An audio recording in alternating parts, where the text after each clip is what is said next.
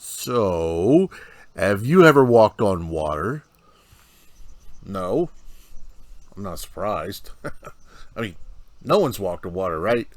Well, there was this one guy, and there was this other guy, but apart from that, nobody has ever walked on water. At least not until Jesus came along. This is a great example of initiative. There's an excellent example of initiative found in Matthew chapter 22 that I would like to explore this week. The topic this week on Transforming the World is initiative. And borrowing an illustration from Pastor John Ortberg, the truth is that if you do want to walk on water, you're going to have to get out of the boat. That's initiative. I'm Pastor Greg. This is Transforming the World, and I'll be right back.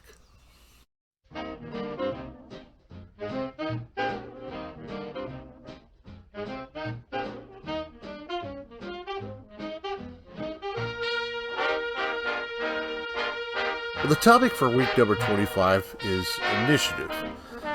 Initiative is an act or a step that begins something new. It's a introduction to a measure or perhaps a course of action. That's initiative. You launch something, you start something. Typically, it's something that either you have never tried or something that's never been tried before, like putting three guys in a small little space capsule and attaching them to the rocket and saying they're going to go to the moon. That's initiative. Nobody has ever tried that before.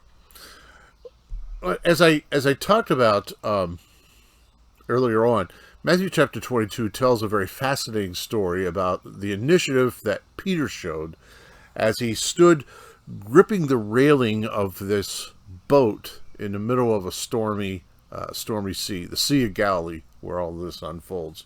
And what he demonstrated as he stood there was initiative. I mean, let's face it, no one walks on water, right? I don't even think it crossed anybody's mind up until that point that it was humanly possible to walk on water. Nobody ever even conceived the whole thought. Nobody even conceived the idea that this would actually be possible. And yet, as the apostles are on this boat, there stood Jesus Christ, standing on water, walking on the water. And Peter's initiative here, the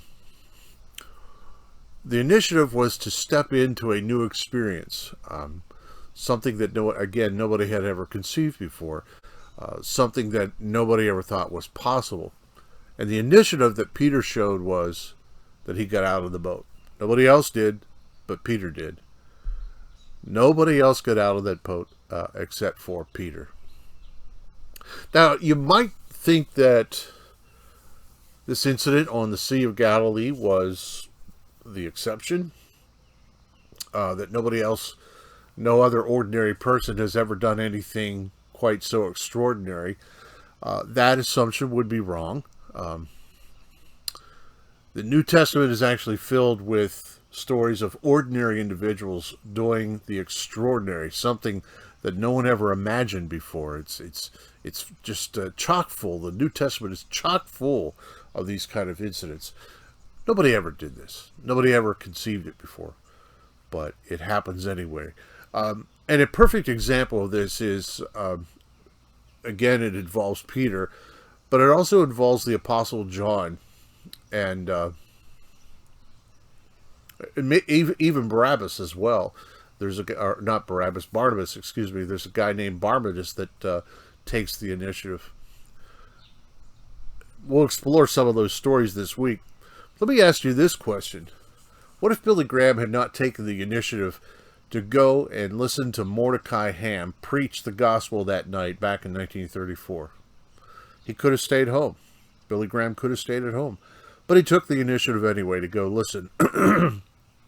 And while Mordecai was preaching, Billy Graham accepted Christ. Initiative is taking that first step down the path that is placed before you. It's been my opinion over the years that a person's journey of faith begins the moment that they have taken the initiative to seek God. And even through life, you'll see people filled with worries. You'll see people filled with fears and concerns about life. And as you look at those individuals, they take the initiative to seek God in the midst of all that's going on in this world, everything that's happening in this world. Some individuals stand with their hands on the railing of life, and they never let go because that's their security. But then there are other individuals who show initiative by seeking God, by seeking Christ, by addressing their spiritual emptiness, if you will. And they show initiative. They go looking for God, and guess what? They find Him, and they are not disappointed. So today I want to just make this comment to you, and this is my personal belief. You're not going to read about it in the Bible, but in my personal opinion, every person who comes to Christ is just like Peter, who climbs out of that boat. And they learn to live in a way that the world never imagined. To me, the person who rejects the world that they have always known and takes the initiative to trust Christ is just like Peter. They are walking on water. They're doing something, they're experiencing something that they had never experienced before. Question number 1 in our self-evaluation section here in the Disciples Journal asks this question: do I take responsibility for my own spiritual growth and not depend exclusively on others?